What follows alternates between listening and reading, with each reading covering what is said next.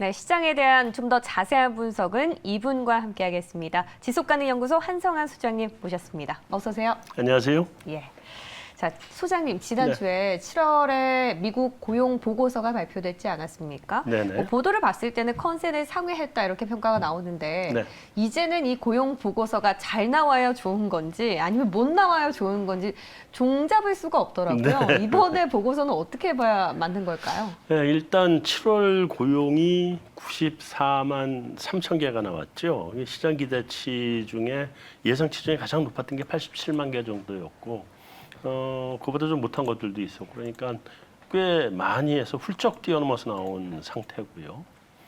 그다음에 실업률도 기존에 5.9%에서 이제 드디어 5.4%로 떨어졌습니다. 그러니까 6% 전후의 실업률이 1월부터 그냥 계속 지속이 되다가 드디어 뚝 하고 떨어지는 모습이 나타났는데, 특히나 여기 이제 내용을 보면 서비스업 쪽에서 신규 일자리가 크게 늘어난 모양이고요. 이거는 이제 사람들이 오프라인 경제 활동을 재개했다. 이렇게 그 해석을 할 수 있겠고요. 사실 그동안 미국 경제에 대해서는 피크아웃 논란이 끊이지 않았습니다. 지난 4월 달에 채권 시장에서 장기 10년물 금리가 한 1.7%대, 1.77까지 올라갔었나요? 그럼 역시 쏟았다가 그 이후에 최근에 1.2% 밑으로까지 이제 내려오면서 미국 경기가 이제 하강 국면으로 들어가는 거 아니냐, 뭐 이런 주장들을 많이 했었는데, 이번에 이제 이번 그 고용 지표가 이런 우려가 기후에 그쳤다고 하는 거를 확실하게 보여줬다. 그래서 미국 경제가 그동안 진짜 몇 달 동안 미국 경제를 그 주식시장을 괴롭히던 피크아웃 논란에서부터 이제 드디어 자유로워졌다. 이렇게 말씀을 드릴 수 있을 것 같고요. 좀 긍정적으로 지금 평가를 하시는 것 같은데 네네네. 또 이번 달 말에 빅 이벤트라 함은 8월 말이죠. 이 잭슨홀 미팅이 있지 않습니까? 네, 그렇죠. 이번에 고용 지표가 뭔가 이번 미팅에 어떤 뭔가 변곡점이 될 수 있을까요? 영향을 미치겠죠. 영향을 네. 미칠 거라고 보고요. 이번에 이제 고용 지표까지는 잘 나왔고, 요 고용 지표가 8월 달에도 좀 잘 나와줘야 되는데, 그런다는 전제 하에 사실 그동안 이제 또 한 가지 봐야 되는 게 물가를 봐야 되잖아요. 네. 그러니까 고용과 물가 두 가지를 봐야 되는 거니까. 근데 물가가 보시면 계속 높았잖아요. 뭐 4.2에서 5.0, 5.4까지 갔었고, 맞아요. 예. 지난달에 그 PC 물가도 굉장히 높게 나왔거든요. 1991년 이후 최고치가 나왔단 말이에요. 30년 만에 최고치가 나왔는데, 이렇게 높은 물가가 지속되는데 경기가 피크아웃이라고 볼 수는 없는 거거든요. 그래서 이제 일단 미국 경기가 본격적으로 좀 그 간다고 생각을 해보면, 그러면 요번에 이제 잭슨홀 미팅에서는 테이퍼링 얘기가 나올 가능성이 굉장히 높다. 그리고 테이퍼링의 속도도 조금 좀 세질 수 있겠다. 빨라질 수 있겠다 이런 생각이 들고요. 사실 그동안 미국 연준에서도 금리 인상하고 관련된 논란이 이제 계속 이제 지난번부터 시작이 됐잖아요. 그래서 금리 인상하고 관련된 얘기도 지금 조금 더 가시화되는 국면으로 들어가지 않을까. 사실 이 부분은 그 옐런 재무장관이 계속 금리 한번 올라간 데서 이상할 게 없다고 계속 경고를 했던 거잖아요.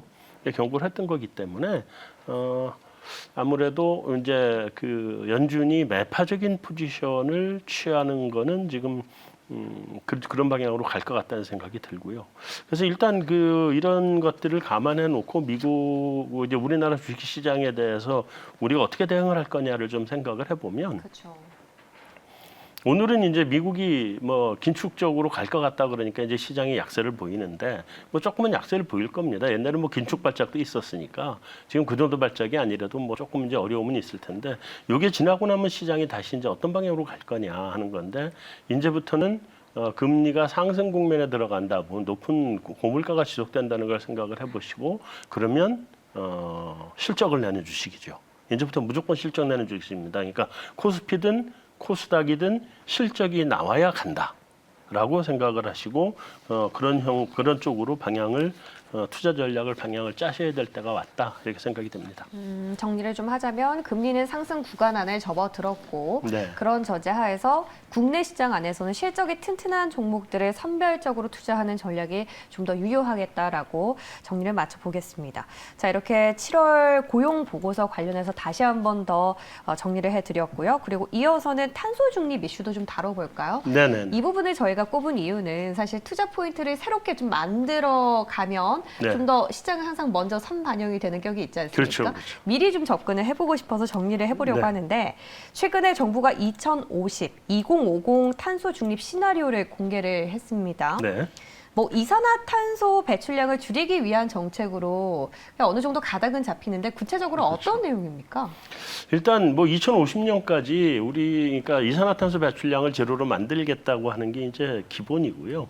이산화탄소 배출량을 제로로 만들려면 뭐 결과 궁극적으로 가보면 화석 연료를 쓰지 말아야 되는 거거든요. 이게 이제 어디가 많이 쓰냐 발전에서 많이 쓰고 제철 다음에 이제 자동차용 휘발유 이런 쪽들이 이제 다 화석 연료고 이게 다 탄소 배출을 유발하는 것들이니까 그런 쪽을 이제 제로로 만들겠다고 하는 건데 정부가 일단 시나리오를 세게 만든 것 같아요. 첫 번째 안에서는 2018년 대비 96%를 줄이겠다. 그 다음에 두 번째 안은 97%를 줄이겠다. 그리고 세 번째 안은 100% 다 줄이겠다. 강도가 점점 높아지네요. 그렇죠. 시나리오가 이제 세 개인데 네. 이게 뭐 1안으로 가느냐, 2안으로 가느냐, 3안으로 가느냐가 사실 뭐 그렇게 대동소이 크게 차이가 안 나요. 이게 다 어려운 숙제고 이거를 하려면 굉장히 어렵죠. 그래서 이거는 뭐 시나리오가 1이냐, 2이냐, 3이냐 그렇게 중요한 건 아닌 것 같고요. 다만 딱 한 가지 차이가 나는 거는 1, 2, 3에 따라서 기존의 방식을 조금 개선하는 거로 갈 거냐, 아니면 뭐 그 화석 연료를 많이 줄이는 거로 갈 거냐, 또 그리고 그 대체로 그린 수소 같은 것들 대체 연료를 갖다가 뭐 전부 다 대대적으로 사용하는 쪽으로 갈 거냐, 뭐 그런 정도의 차이가 있다고 보시면 될 것 같습니다.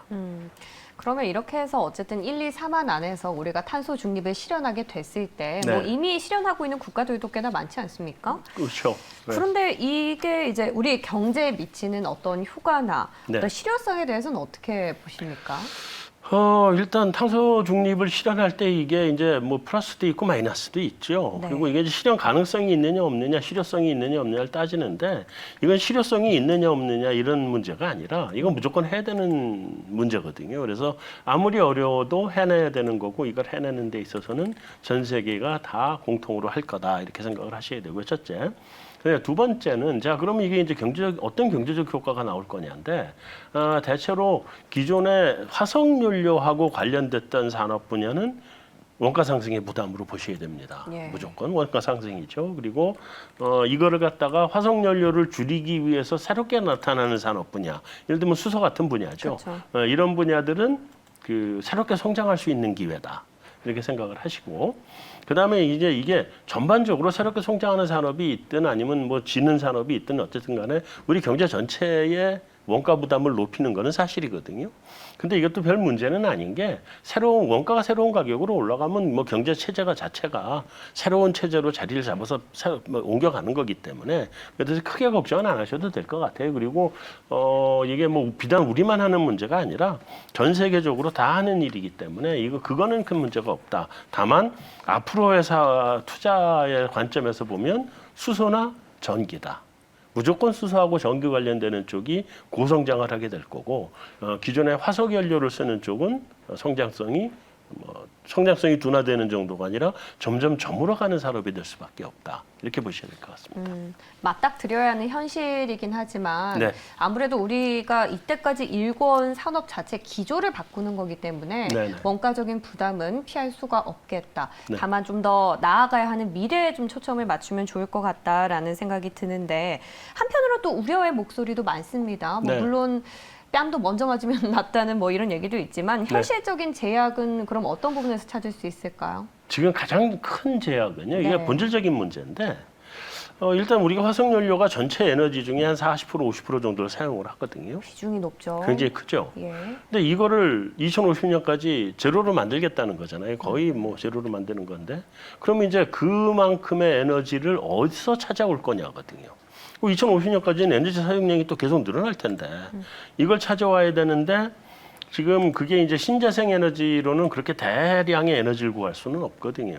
그러면 결국 답은 원자력 발전 쪽이 답이 될 수밖에 없다. 그래서 원전을 놓고 대신에 원전의 그 방사능 유출 위험 가능성을 최소화시키고 관리를 하고 이렇게 해야 된다는데 지금 현재 정부에서는 그 탈원전 정책에 그 꽉 잡혀 있기 때문에 그렇죠. 지금 이 전체 2030 계획에 원전하고 관련된 계획이 통째로 빠져 있어요. 그래서 지금 그 부분에 대해서는 당장 기대할 거는 많지 않은 것 같고요. 다만 다음 정부에 가서 2050 계획을 고칠 때 이게 뭐 초안이거든요 지금. 그러니까 이거 고쳐 나가서 현실성을 감안해서 고쳐 나갈 텐데 그때에 이런 부분들을 다시 감안을 해서 고쳐 나가야 될 것이다. 이렇게 생각하시면 될 것 그러니까 같습니다. 탄소 중립이랑 원전의 문제는 참 딜레마가 있는 것 같다. 네네. 예, 라는 생각이 들고요.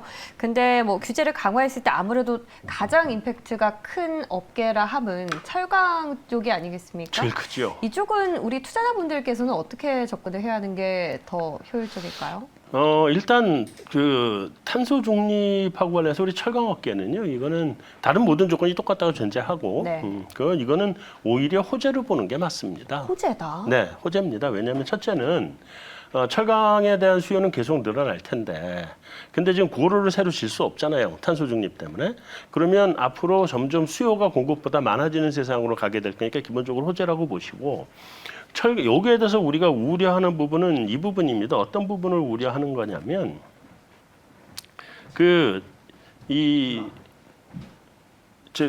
철광석을 이제 수소로 바꿔가는 과정에서 이게 이제 뭐 비용이 이제 많이 들어가고 투자를 많이 해야 되고 이런 것들이 원가를 높일 거다라고 생각을 하는데 일단 철강 같은 산업은요. 그리고 원가 올라가면 최종 제품 가격에 곧바로 반영을 시키는 산업이거든요. 그래서 그건 가격을 반영을 하여서 그 문제를 해결할 거다라고 생각을 하시고 그다음에 그럼 우리만 원가가 올라갈 거냐 아니거든요. 전 세계 모든 제철소가 다 원가가 올라가는 거기 때문에 그게 상대적으로 우리가 원가가 더 올라가느냐 안 올라갈 거냐의 문제만 고민하시면 되지 이것이 철강 산업을 어렵게 할 거다라고 생각하실 필요는 전혀 없다. 한 가지 이제 문제는 뭐냐면 자 그러면 탄소 중립을 실현할 수 있느냐? 탄소 중립을 실현하려면 전기로로 가든지 수소 환원으로 가든지, 그러니까 환원재를 수소로 쓰는 거로 가든지 해야 되는데 이런 수소 환원으로 가는 거가 이제 그 기술을 개발을 해야 되잖아요. 근데 그 기술에서 우리 기업들이 그렇게 느리지 않습니다. 그게 이제 오래전부터 연구를 해왔고, 그래서 그걸 현실화시킬 거라고 저는 보고 있고요. 그래서 이런 부분은 우리가 이게 수소 환원으로 탄소 중립으로 갈 수 있느냐 없느냐, 못 가면 망하는 거니까요. 근데 그 갈 수 있느냐 없느냐에 대해서는 자본주의의 힘을 한번 믿어보자고요. 그 믿으면 틀림없이 해낼 겁니다. 그래서 저는 이 탄소 규제하고 관련된 부분이 우리 철강업에 그렇게 크게 문제를 갖고 올 이슈는 아니다. 다만 한 가지는 우리 정부가 이번에 2050 계획을 세우면서 철강업이 수소 환원 쪽으로 가는데 대한 정부 차원의 대대적인 지원 이런 계획들이 안 들어가 있어요. 근데 이게 어차피 초안이기 때문에 이게 이제 보완이 되면서 대대적으로 지원하는 제도도 들어갈 거고 그래서 그렇게 부정적으로만 보실 일은 아니다라고 말씀을 드리겠습니다. 그럼 탄소 규제와 관련해서 철강업계에 대한 우려의 시선은 기우다. 기우다라고. 알겠습니다. 그리고 여전히 성장성은 전기나 수소 쪽에 있는 게 맞겠죠? 그렇죠. 성장성은 전기나 수소 쪽이고요. 예. 그렇지만 철강은 어차피 이랬든 저랬든 간에 소재 산업으로서 가는 거니까 철강은. 네. 그래서 소재 산업으로 가는 거고 그다음에 철강에서 수소를 써야 되잖아요. 앞으로. 네. 그러니까 수소 산업이 거기서도 커질 수밖에 없습니다. 결국은. 네. 알겠습니다. 모든 것들은 어쨌든 탄소 중립이 중심이기 때문에 네. 수소라든지 미래 쪽으로 방향성을 좀 전환해야 하는 본격적인 시기가 도래한 게 아닌가 이런 생각이 들고요. 오늘 소장님 여기서 인사드리겠습니다. 귀한 말씀 고맙습니다. 감사합니다.